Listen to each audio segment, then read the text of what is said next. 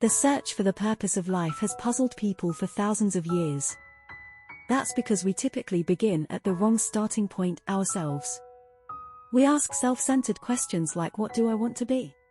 What should I do with my life? What are my goals, my ambitions, my dreams for my future? But focusing on ourselves will never reveal our life's purpose. What on earth am I here for? You won't discover your life's meaning by looking within yourself. You've probably tried that already. You didn't create yourself, so there is no way you can tell yourself what you were created for. If I handed you an invention you had never seen before, you wouldn't know its purpose, and the invention itself wouldn't be able to tell you either. What drives your life? It is hard to accept the fact, but the basic motive for living is the driving force of envy and jealousy. Everyone's life is driven by something.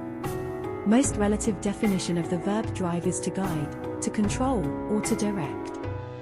Whether you are driving a car, a nail, or a golf ball, you are guiding, controlling, and directing it at that moment. What is the driving force in your life? Right now, you may be driven by a problem, a pressure, or a deadline. You may be driven by a painful memory, a haunting fear, or an unconscious belief. Many people are driven by materialism. Their desire to acquire becomes the whole goal of their lives.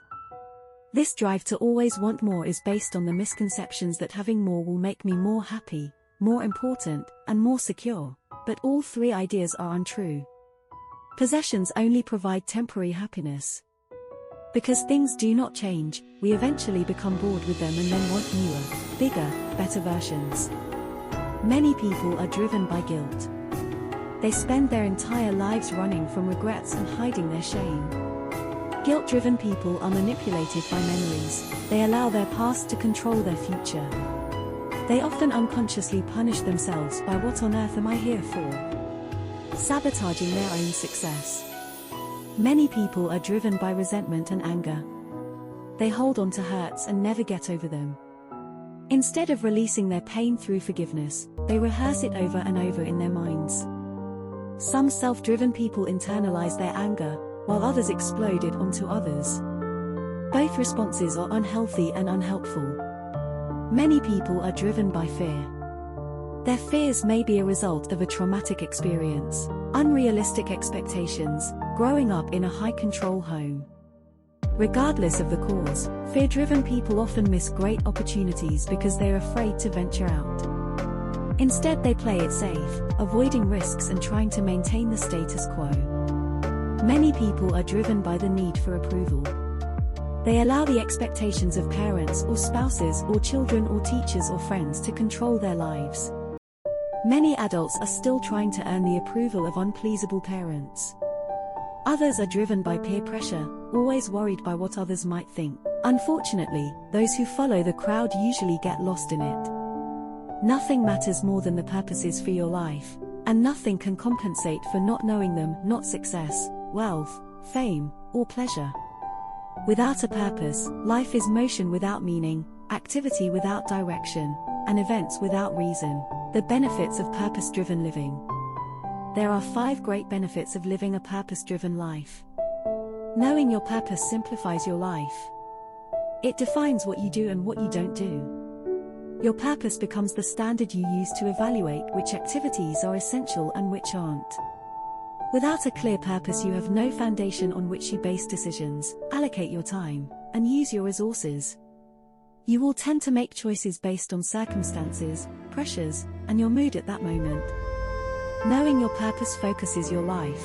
It concentrates your effort and energy on what's important.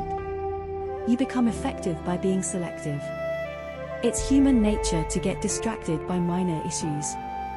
Without a clear purpose, you will keep changing directions, jobs, relationships, or other externals, hoping each change will settle the confusion or fill the emptiness in your heart. You think, maybe this time it will be different, but it doesn't solve your real problem, a lack of focus and purpose. Knowing your purpose motivates your life. Purpose always produces passion. Nothing energizes you like a clear purpose. On the other hand, passion doesn't flourish when you lack a purpose. Just getting out of bed becomes a major chore. It is usually meaningless work, not overwork, that wears us down, saps our strength, and robs our joy. Knowing your purpose gives meaning to your life. We were made to have meaning. When life has meaning, you can bear almost anything. Without it, nothing is bearable.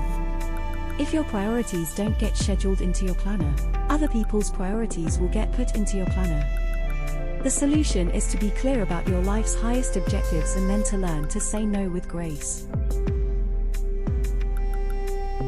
Life is a temporary assignment. The famous saying explains this perfectly: those who are afraid to die to one who are most afraid to live. So, it might be better if you think what you want and can do before that day comes instead of just riding on the time doing useless tasks and trying to know when you're going to die. To make the best use of your life, you must never forget two truths. First, your life compared with eternity. Life is extremely brief, like a millisecond in an hour. Second, Earth is only a temporary residence. You won't be here long, so don't get too attached. This is the true joy in life. Being used for a purpose recognized by yourself as a mighty one, being a true force of nature. How many lives will you touch while you have the privilege to walk this planet? What impact will your life have on the generations that follow you? And what legacy will you leave behind after you have taken your last breath? One of the lessons I have learned in my own life is that if you don't act on life, life has a habit of acting on you. When you were born, you cried while the world rejoiced. Live your life in such a way that when you die the world cries while you rejoice. What would you do if you could live your life over again? The most common answers summarize as, I'd like to be the person I could have been but never was. Giving other, you are not here to merely make a living. You are here in order to enable the world to live more free-heartedly, with greater vision, with a finer spirit of hope and achievement. You are here to enrich the world, and you impoverish yourself if you forget the errand. I wept because I had no shoes until I saw a man who had no feet. It is so easy to magnify our problems and lose sight of the many blessings we all have to be so very grateful for. Managing time. I have always found it ironic that so many people say they would do anything for a little more time every day, and yet they do not care the time they already have. Time is life's great leveler. We all have the same allotment of 24 hours in a day. What separates the people who create great lives is how they use these hours. Most of us live as if we have an infinite amount of time to do all the things we know we must do to live a full and rewarding life. And so we procrastinate and put the achievement of our dreams on hold while we tend to those daily emergencies that fill up our days. This is a certain recipe for a life of regret. An excellent way to raise to a higher level of enlightenment and personal wisdom is to make a list of the 10 biggest mistakes you have made in your life. Write down the corresponding lessons you have learned from every mistake and the benefits that actually flowed into your life as a result of those so-called failures. You will soon see that your life would not be as rich and colorful without the mistakes of your past. So be gentler to yourself and see life for what it really is, a path of self-discovery, personal growth, and lifelong learning. Do not wait until you are on your deathbed to realize the meaning of life and the precious role you have to play within it. The deepest personal defeat suffered by human beings is constituted by the difference between what one was capable of becoming and what one has in fact become. Stated simply, the purpose of life is a life of purpose.